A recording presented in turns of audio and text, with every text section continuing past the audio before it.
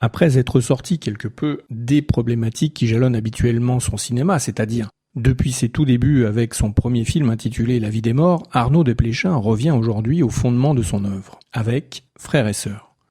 Si les territoires arpentés par l'auteur lors de ses 2 précédents films, géographiques avec Roubaix Lumière ou encore le rapport entre une entreprise autobiographique et un acte créatif avec Tromperie, si ces territoires s'éloignaient des questionnements soulevés par l'auscultation des rapports familiaux, Frères et sœurs, le nouveau film d'Arnaud Desplechin, revient donc vers cette source intarissable d'événements ou de micro-événements qui constituent des péripéties qui propulsent parfois la dramaturgie dans le tragique. C'est d'ailleurs comme cela que s'ouvrent Frères et sœurs. Un accident de la route concernant un couple d'un âge avancé va contraindre leur fils, Louis, interprété par Melville Poupeau, et sa sœur, Alice, interprétée par Marion Cotillard, à devoir recomposer l'un avec l'autre et réciproquement après s'être éloignés pendant une vingtaine d'années l'un de l'autre. Enfin, ils n'ont jamais cessé de tenter de composer ou de recomposer avec leur brouille. Car au-delà des apparences, qu'on le veuille ou non, les stratagèmes mis en place pour éviter ou fuir l'autre disent combien cet autre est important et occupe les pensées de chacun.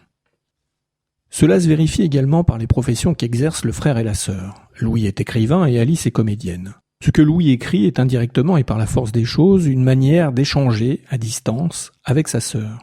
De la même manière, Alice nourrit l'interprétation de son rôle dans The Dead de Joyce, de ce qu'elle est et de ce qu'elle vit à travers l'évitement de son frère.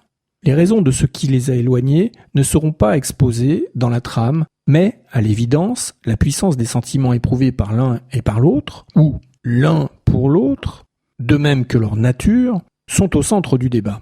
L'éloignement s'est substantifié à partir d'une détestation qui, à défaut d'être explicite et structurée par des raisons communes et en même temps divergentes, s'est normalisée au fil du temps. Mais on s'en doute, la puissance des sentiments renverse la figure de l'absence pour faire de l'autre un fantôme omniprésent. Pour prendre la mesure des figures ectoplasmiques, il faut observer le soin pris par le cinéaste pour traduire ce qui se dessine dans l'apparent vide émotionnel qui unit Louis à Alice et réciproquement. Il convient alors d'assembler les éléments formels, tantôt physiques, les travelling, tantôt investis de la retranscription des effets psychologiques causés par les sentiments, les gros plans. La distance n'a rien résolu, au contraire. L'accident, qui ouvre le film, au sens littéral comme au sens figuré, provoque la réunion du frère et de la sœur comme une fatalité, comme l'inéluctable logique des choses. Un jour ou l'autre, cela devait finir par arriver. Maintenant, ils sont au pied du mur. Alors comment faire ? Comment recomposer ? Comment se réinventer ? Comment reconstruire quelque chose qui n'existe plus ? Ou en tout cas, que l'on peine à nommer, que l'on peine à identifier.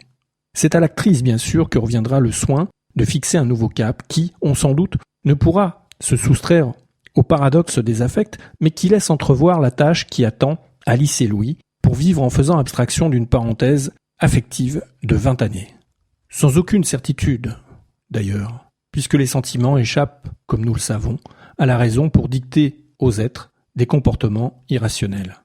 Le chemin est encore long pour Alice et Louis, et ça, c'est une autre histoire.